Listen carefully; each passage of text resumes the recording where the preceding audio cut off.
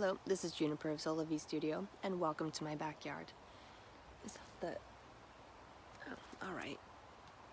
Just the leaves are really yellow back there. So, today I wanted to talk about my comfort zone. And every year this time of year, I am asked to absolutely step out of my comfort zone.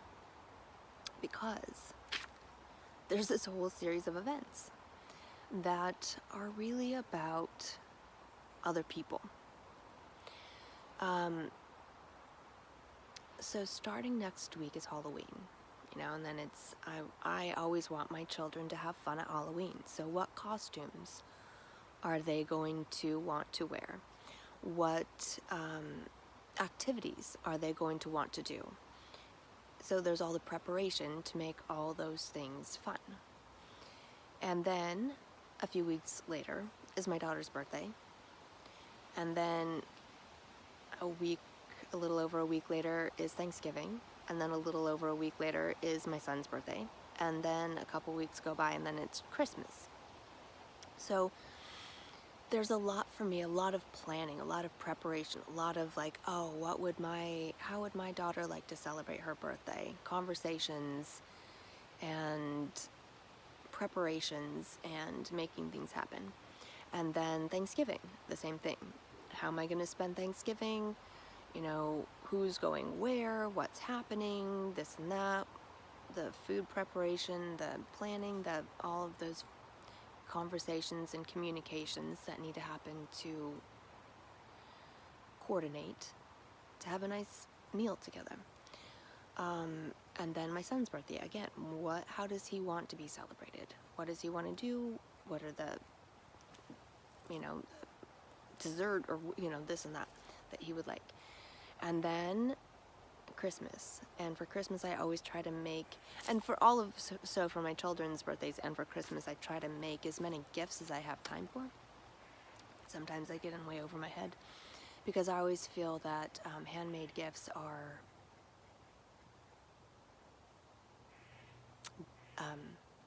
have more meaning than some mass-produced item you can buy at the grocery store for however much money you spend. But it all takes me out of my comfort zone, because for me, my comfort zone is where I feel safe and happy and not vulnerable. And I know there's been times where I spend so long making a gift, or I spend so much energy into making a cake and the cake doesn't turn out, or it's just really, I really put myself out there. Oh yes, I spent hours knitting this pair of socks for you. I hope they fit, because there's some guesswork in it as well. For it to be special and a surprise, there's some guesswork in it. And also every year we have a different themed Christmas tree. And so then it's coordinating with that. Like, that's a whole nother conversation. Hey kids, because generally I host Christmas at my house, and so I always feel that having a nice Christmas tree on Christmas Day is kind of the thing. But I've incorporated that into my spiritual practice, which is another thing that comes this time of year. And with that spiritual practice, it's kind of like a dead zone until around Thanksgiving. And then after Thanksgiving, I'll go through that with you, but of how I celebrate Advent. And I don't know. Anyways, I have a way.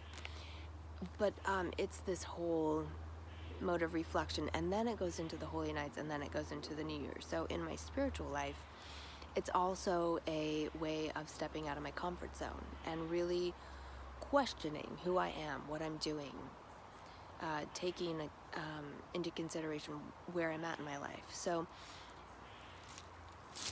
it's in my habit life now for years and years and years to have this time out of my comfort zone. And yes, I do things that make me feel comfortable, and I'm not saying that but it's just it stretches me, and it brings up fear for me. When I objectively look at myself about this time of year every year, and for a few months. So when things come up, I mull everything over and reassess and reevaluate, and it ends up bringing awarenesses that I hadn't, or different perspective, or just being open-minded about new possibilities, which takes me out of my comfort zone, which brings up these fear factors of limiting myself. Oh no, I couldn't possibly do that because of da da da da da. Oh no, I couldn't possibly do that because of da da da da da. But then what I was thinking about today is, isn't that what I love about vacations? I love going on vacation. I mean, kind of the whole like getting the house ready process and who's going to take care of the animals, and it's that same sort of preparatory thing that does make me feel a bit uncomfortable because of my, I like my home. And I'm very comfortable in my home. But to go off into the world with just a bag of belongings and don't know exactly what you're going to experience, you know, but that's kind of the fun of it, is to, you know, pack your bag, get out of your comfort zone of your living space, and to experience something new. And every time I'm on vacation, every time I'm away from my house, I always have a change in perspective. And I think it's a healthy thing. But I always find this hesitation of, oh, no, da, da, da, da. And that to me happens also in the holiday season. And what I've found is that it's really easy to get mentally stuck. So if I never took a vacation, if I never left my house, if I never, you know, needed to rearrange my home to accommodate guests coming over and, you know, making my space more usable for a larger number of people, then I wouldn't grow. So in this way of remaining in my comfort zone to avoid fear, inviting fear, worry, anxiety, blah, blah. Oh my goodness, what if, you know, I make cinnamon rolls from scratch. What if the dough doesn't rise? What if, blah, blah, blah, blah, blah, blah, blah. You know, what if all of these things? If I let those fears overcome, oh, well, because I'm scared of the dough not rising for the cinnamon rolls, I'm just not going to make it. But that's been our traditional breakfast for a long time. Is having a nice array of fruit, especially some pears. And then I make the cinnamon rolls the night before, stick them in the fridge for their second raising after you put the cinnamon and sugar and all that stuff on. And so then they're just ready to sit out on the counter for a minute and then pop in the oven. And then you have fresh baked cinnamon rolls. Super, super yummy. Or I've made scones, or I've made coffee cakes, or, you know, things like that. But I like to have something warm, a baked good that's warm and fresh out of the oven, and then you pair it with eggs and fruit and this and that. But it's a really yummy breakfast Christmas tradition. I don't know why I'm going into so much detail, but there is always because, here's why. There's been times in my life where things didn't go right. You know, oh yes, you know, so one of the first Thanksgivings when I was with my husband and we're making our portion of the Thanksgiving meal, is I was going to make the rolls that my mom always made from scratch. And they didn't rise at all. They're like little rocks. I don't know what happened. I don't know if the yeast was bad. I don't know.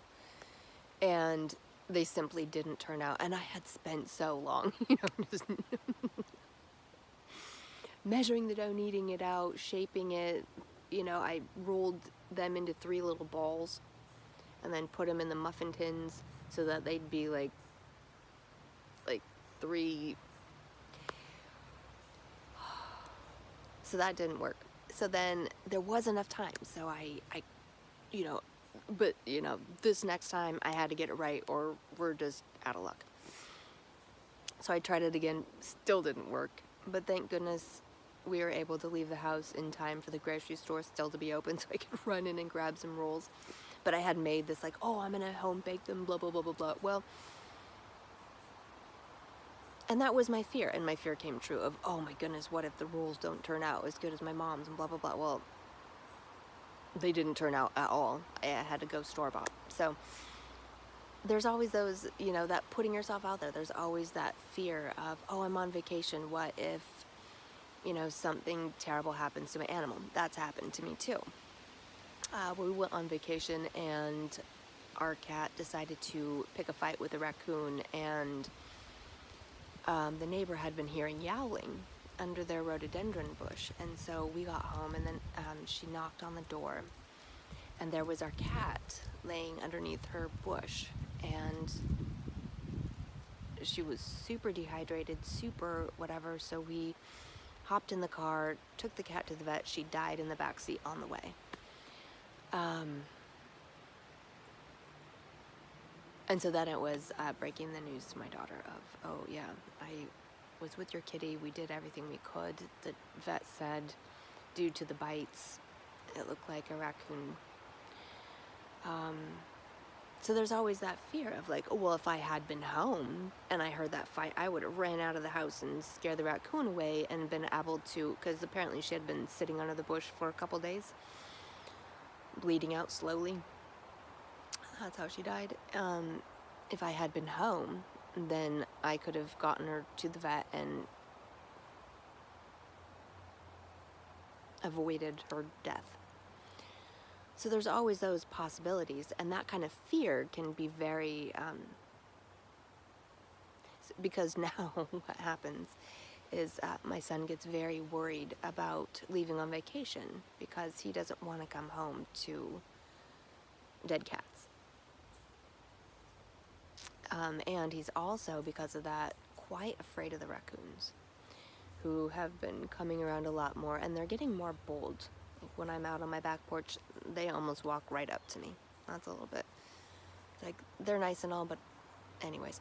So there's always those fears. So I'm a bit fearful of the raccoons. Like, what if, they feel so bold that they come up on my back porch, and then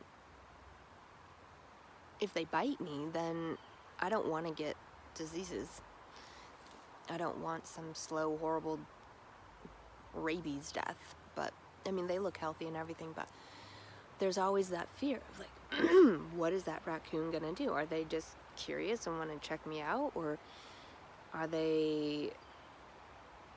am I going to do something to scare them to make them attack me? Like, you don't know. So that fear can really put a lot of limitations on your life. And this can come up in any, can come up with a new job, with moving to a new location, with starting a new relationship with someone, whether it's romantic or friendship. That kind of unknown, the unknown, what can happen, comes up all the time. But really, whether it's a vacation, or whether it's the holidays, or whether it's this surprise birthday party that you don't know how the individual is going to respond to that, what is the worst thing that can happen? Well, the worst thing that can happen is you get to know more about yourself and the people that you're around. So really, logically, there is nothing to fear. There's only learning experiences. And yes, some things may happen that make you feel uncomfortable. Like showing up to Thanksgiving after bragging about homemade rolls, showing up to Thanksgiving with the rolls having a barcode, And I'm like, oh no, I'm a terrible cook. Oh my goodness, what is his family gonna think? But the pies turned out well, so there's that. So there's all of these funny fear factor things that, yeah, maybe it's easier just to stay home and not have to deal with anyone ever. But ultimately, it's just all learning experiences. You learn about yourself, you learn about others, and at the end of the day, you become a more well-rounded person. So go out there and be adventurous. Okay, have blessings on your day.